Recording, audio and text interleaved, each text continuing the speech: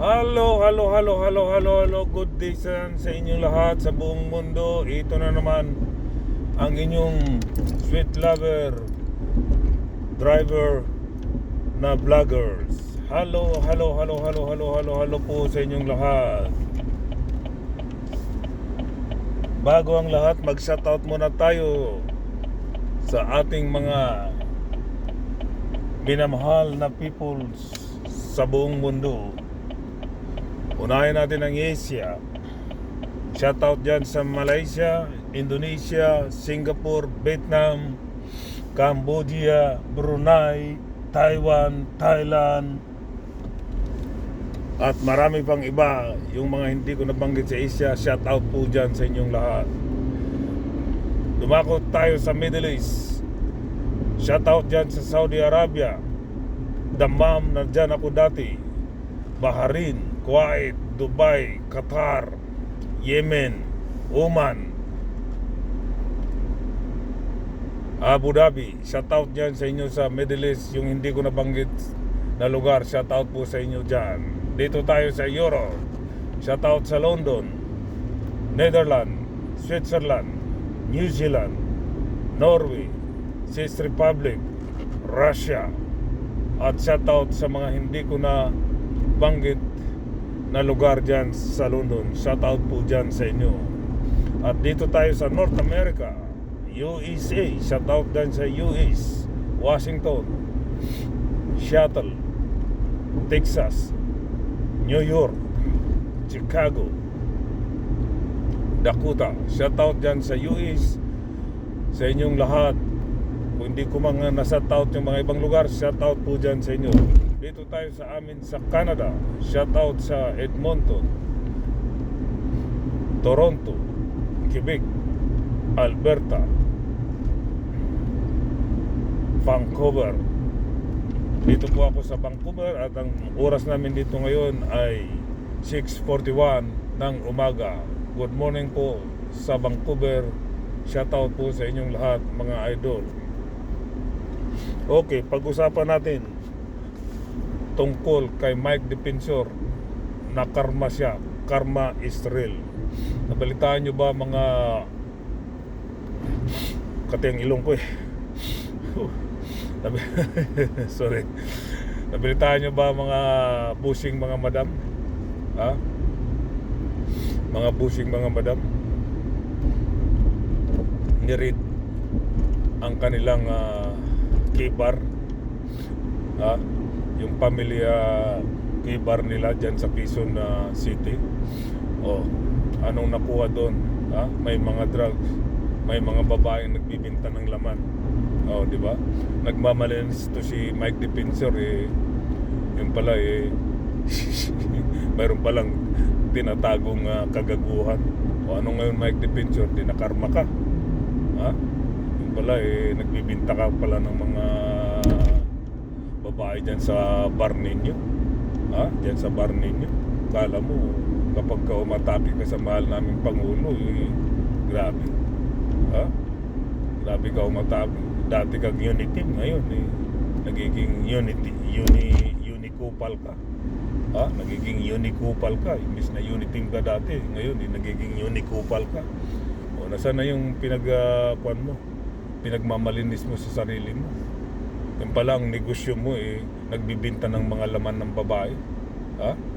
Sorry po sa sa mga babae, hindi ko nilalat po mga madam. Pero yun ang negosyo nitong kupal na to kupal nito na si Mike Defensor, di ba? Masyadong malinis. Yung pala may comedy, may bar pala, may bar, pub house, ang tawag nun, pub house. Sa pub house yung nagbibinta ng mga laman, yung pala kala mo kung sinong malinis, yung pala negosyo pala mga babaeng binibinta ang laman sa bar niya, sa bar ng pamilya niya. Di ba? Nakarma ka ngayon, di ba? So ganun lang. Ikaw tumahimik ka na kasi lumalabas yung baho mo habang tumitira ka sa mahal naming Pangulo. lumalabas yung baho mo. Ha? Oh, biruin mo. Tapos milyonaryo ka na. Sabihin na milyon. Tapos yung mga negosyo mo pala laman ng mga bar pala. Bartender pa, pub house pala ng bar pala. Ha? O di nayari ka ngayon, nakarma ka ngayon. Yun lang eh. Pagka umatake ka sa mahal namin Pangulo, talagang darating at darating yung karma mo, bad karma mo. Nayari ka. Ano na nangyari sa iyo? 'Di ba? Tuloy-tuloy ang bad karma mo. Oh, ipalusot mo yan kung totoo o hindi. 'Di ba? Puro ka atake sa mahal naming Pangulo eh. Yun pala, mayroon kang tinatagong illegal na negosyo eh. Niread ng NBI. O, di ba? Puro ka kasi atake. O, papaliwanag ka ngayon sa NBI. Ha? Paliwanag ka ngayon sa NBI. Na po, totoo ba yan o hindi? Yung negosyo mo dyan sa bar. Yung pub house mo dyan sa bar. Paliwanag ka kung totoo yan o hindi, kasi nahulihan ka ng mga droga eh. Di ba? Nahulihan ng drugs yung bar mo eh, yung pub house bar mo eh. Ha? Di ba? BGOK bar ang tawag mo dyan. Patay ka. Puro ka lang kasi atake sa mahal namin na Pangulo, imbis na tumulong ka dahil isa kang dating unit team eh. Bigla na gulat na lang kaming lahat sa'yo na bigla kang lumabas yung ugali mo. Siguro di ka lang nabigyan ng trabaho ng mahal naming Pangulo dahil alam niya yung ugali mo, ugaling bulok. Dahil alam niya yung style na bulok, kaya hindi ka binigyan ng katungkulan ng mahal naming Pangulo, kaya hindi ka niya binigyan ng trabaho kasi yung style mo bulok eh. Di ba? Karma ka ngayon. Paano yan? Paliwanag kasi NBI. Mike Defensor. Siya kung dating unit team, nagiging unicopal ka eh. Di ba? Di ba, Mike Defensor, paliwanag ka para paliwanag ka dun sa NBI kasi NBI nag-read sa'yo sa bar mo eh. Di ba? Paliwanag ka dun para maayos ang kwan mo.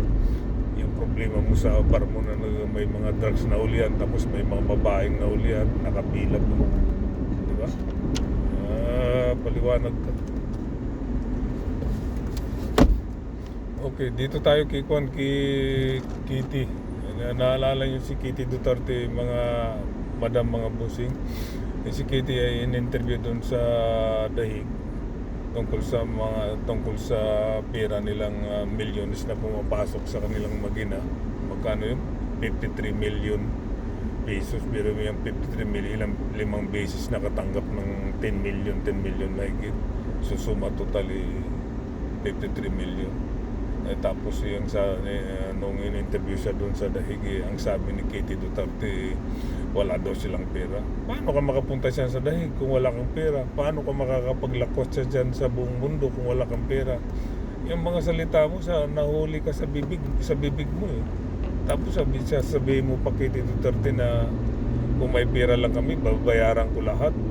Ang ibig sabihin ibig mo bang sabihin, bayaran mo yung mga attorney's fee ng daddy mo, ng papa mo, yung mga problema nyo dyan, babayaran mo lang. Ulol, wag mo nang ulol ka pala eh. Wag mong lukuhin ang sarili mo, wag mong lukuhin yung mga tao dahil yung mga sinabi ni Trillanes ay may resibo. Tapos sabihin mo wala kang pera. Paano ka makarating dyan sa Dahig? Ha? Hindi basta-basta makapunta ka dyan sa Europe kung wala kang pera. Paano ka maglipot? Huwag kang magsinungaling sa sarili mo.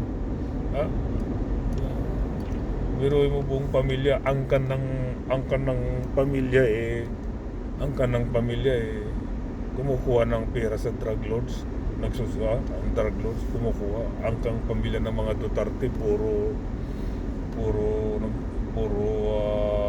sumusuporta sa mga drugs. Ayaw sa drugs. Kunwari ayaw sa drugs. Yung pala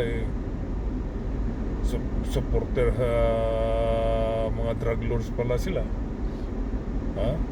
Pero yung si Sammy si Sammy Oy, kan binigay sa inyo? Suma total 53 million sa inyong mag-ina lang, kay Hanilit saka sa iyo Katie Duterte, di ba? Sa grand total ng inyong family Duterte, umabot ng 180 million na binigay ng drug lords na pera, di ba? 180 million sa grand total ng family Duterte na nakatanggap ng pera sa drug lord galing sa mga drugs. Kaya bilyon-bilyon ng pera niya dahil lang sa drug at saka sa kurakot. Kiti, gusto nagsisunungaling ka pa, wala kang pera. Niluloko mo yung yung sarili mo, hindi yung tao ang niluloko mo. Yung sarili mo ang niluloko mo. Hindi mo na kayang ibulsa yung mga tao. Kiti, kasi matatalino na yung mga tao. Yung sarili mo ang binubulsa mo, yung sarili mo sa kasinungalingan mo, di ba? Kaya tumahimik ka dyan kasi hindi maganda yung ginagawa mo. Magsalita ka lang maayos. Wala namang problema kung magsalita ka ng totoo. Walang mawawala sa'yo, at least malinis ka pa ang pagkatao, di ba? Puro ka lang ko, sabihin mo wala kang pera, tapos nandiyan ka sa dahig. Paano masabi mo wala kang pera?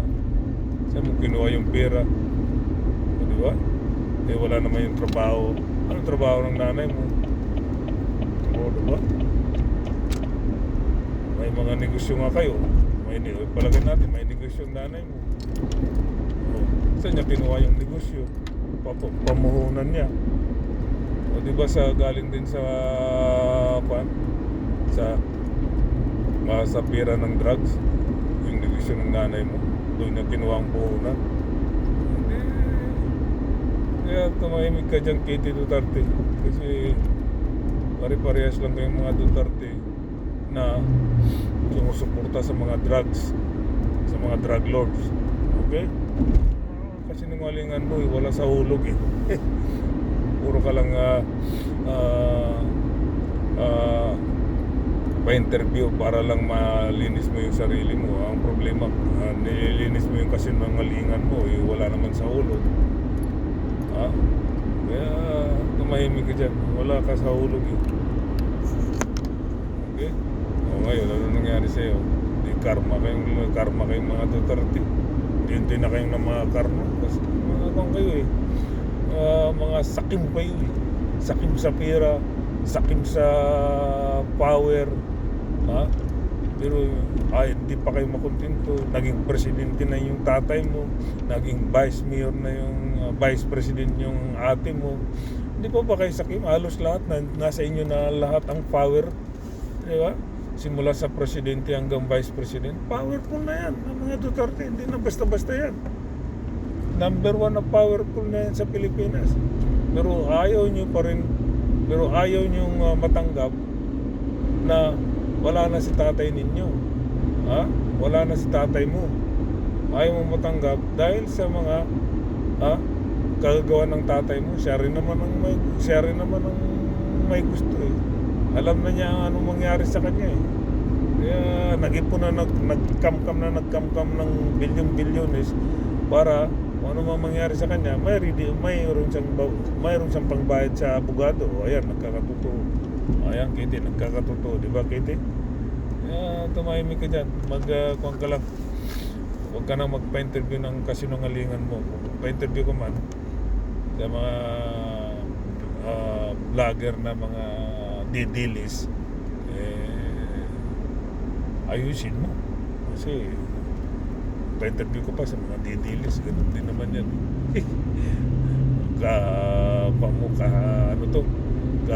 Kasapakat mo, kadikit, kakampi mo. Diba, Kitty? Sige mga busing, hanggang dito na lang mga busing. Please busing, pakiusap ko lang sa inyo mga busing, mga madam, mga busing, pakiusap ko po, please subscribe ang aking YouTube channel, Idi Makasilang po. Paki-subscribe po at click ang notification. Click nyo yung bell, makikita nyo yung all. Tapos click nyo yan para makita nyo yung mga ina-upload ko sa YouTube po, mga bossing, mga madam. Please subscribe po sa aking YouTube channel, Idi Makasilang. Itong aking Facebook page, please follow and share and like. Paki-comment po ba, mamaya babasahin ko po pagkatapos po ng more. Ako ay papunta na ng trabaho, fresh na ngayon eh. Okay mga bossing, mga madam, please once again, please thank you sa mga followers ko, sa hindi nagsasawa sa akin. Okay, maraming salamat sa inyong mga followers ko, at sa mga hindi ko followers man, maraming salamat pa rin sa inyo. Please subscribe sa aking YouTube channel, Idi Makasilang, sa aking sa aking Facebook. Please follow, share and like and comment po, babasahin ko mamaya. Okay, bye bye, we love you all, bye, peace.